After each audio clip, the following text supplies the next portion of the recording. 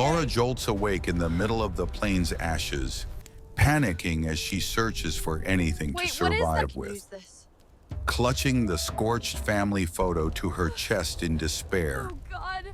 she sharpens a metal piece into a needle, Please. tears her clothes into thread, and stitches her own wound in excruciating Don't. pain until she collapses unconscious under the forest rain. The rain awakens her, gives her the first sip of water, and reignites her will to survive, stronger than ever.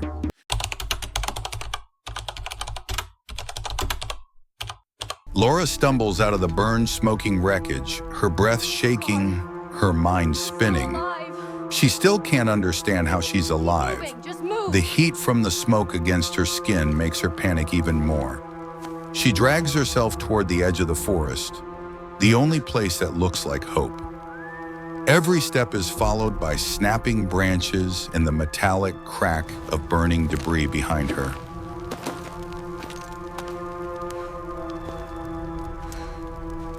Ash curls around her feet with every step.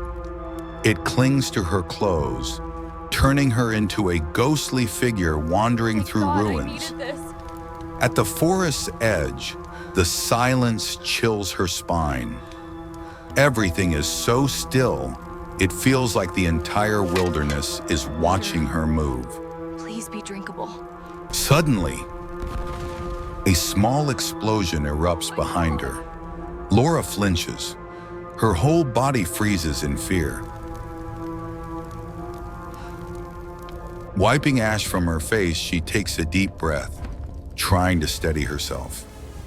The forest ahead is terrifying, yet All right, it's the let's go. only way to survive. The rain finally stops, sunlight piercing through the smoky air and casting a cold glow on her. She feels impossibly small in this vast Place wilderness. is insane. She walks away from the crash site, her posture weak but determined. Every step is an admission that she must save herself. Inside the forest, thick vines and tree branches block her path, forcing her to crouch and squeeze through tight spaces. I need Ash streaks across her shirt as she pushes vines aside. Her heavy breathing blends into the sounds of the dense jungle. What's wrong?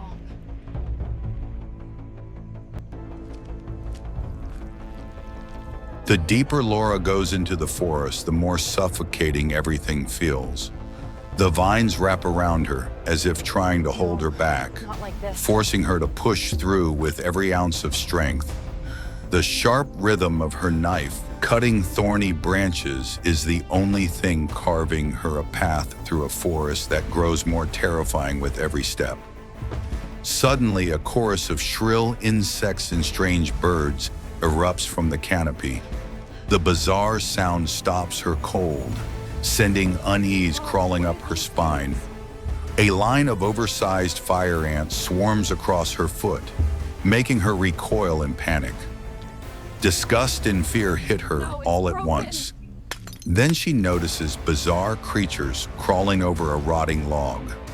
Nothing like anything she's ever seen, feeding the growing dread inside her. Come on, almost there. Every step grows heavier as the wound on her leg pulses with sharp pain. She doesn't know how much longer she can keep moving. I have to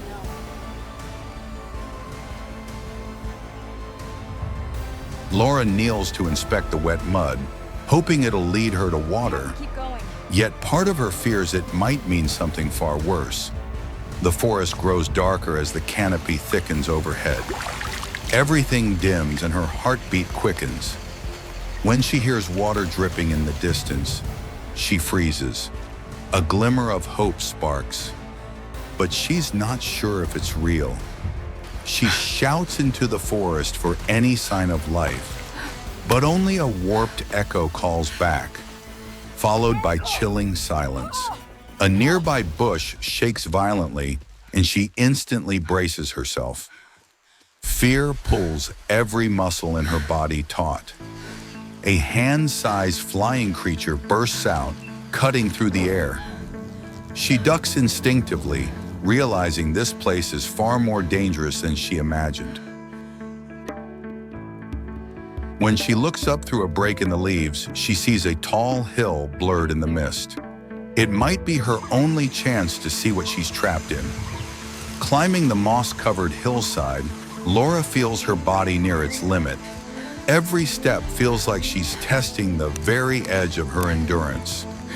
She clings to the thick tree roots, pulling herself upward, hands trembling with exhaustion and fear. All right, The jungle that's feels moving. like it's swallowing her What whole. was that? Marjorie! I thought you were behind. Halfway up, the pain in her injured leg spikes brutally. Her breath grows sharp and ragged. Sweat runs down her neck and into her torn collar. She tilts her head back, exhales deeply, then forces herself to keep climbing. There's no other choice.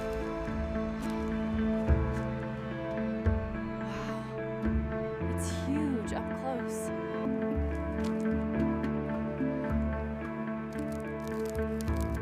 This A might wet work. leaf sticks to her face, smearing mud as she pulls it away, revealing her tired, dirt-streaked expression.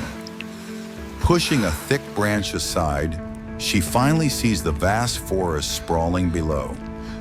Beautiful, intimidating, and overwhelming. She squints, scanning the terrain for water or shelter. Anything could mean surviving one more day. She spots a massive ancient tree towering above the canopy. It might be the only landmark she can rely on. Laura begins descending the rocky slope, placing each foot slowly, testing the ground with caution. But a slick rock suddenly sends her tumbling. She rolls down the slope, hitting dirt and rocks until her body finally comes to a stop. After the long slide, Laura lies on her back on the sloped ground. Where am I? Body aching, dirt and leaves cling to her hair and clothes, making her feel like she's been tossed straight into the jungle's hell. A strange cold sensation glides across her calf. Freezing her in place, panic rises in her like a wave.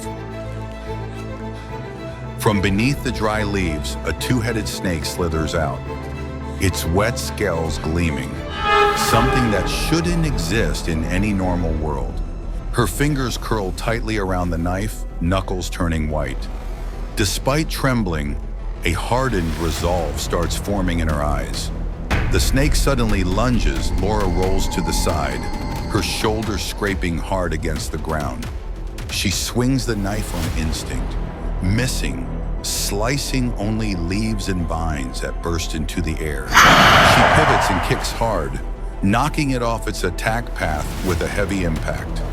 As it lunges again, Laura brings the knife down with all her strength, driving the blade straight into its body. The snake thrashes wildly for a moment before its movements weaken and finally stop. Laura pants heavily, staring at the two-headed creature. Disgusted but desperate, she bends down and lifts the snake's body. Survival forces you into choices you never want to make. She ties the snake's body with a vine, slings it over her shoulder, and walks deeper into the forest, as if crossing a line she can never return from. Back at the entrance, she arranges a tiny pile of firewood, spreads dry leaves beneath it, and tries to spark a flame with two sharp stones. After countless attempts, her palms burn red and blister, but she forces herself to keep going despite the sharp sting that shoots through her hands. Night slowly swallows the forest.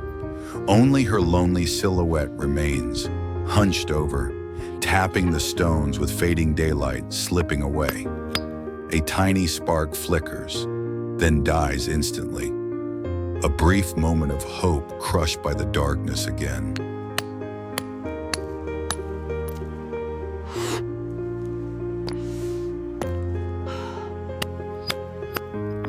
Finally, the dry leaves catch. A tiny flame appears, fragile, trembling, but alive. She leans in, gently blowing, watching the flame grow into a warm, golden glow that softens her dirt-streaked face. She skewers pieces of snake meat onto a stick and holds them over the fire, hoping the taste won't be as awful as she fears. The smell of cooked meat spreads, mixing with thin smoke. For the first time, the wild emptiness around her feels a little warmer. She scoots closer to the Where fire, am I? closes her eyes briefly, Oswald, wait. and warms her shaking hands over the flickering light.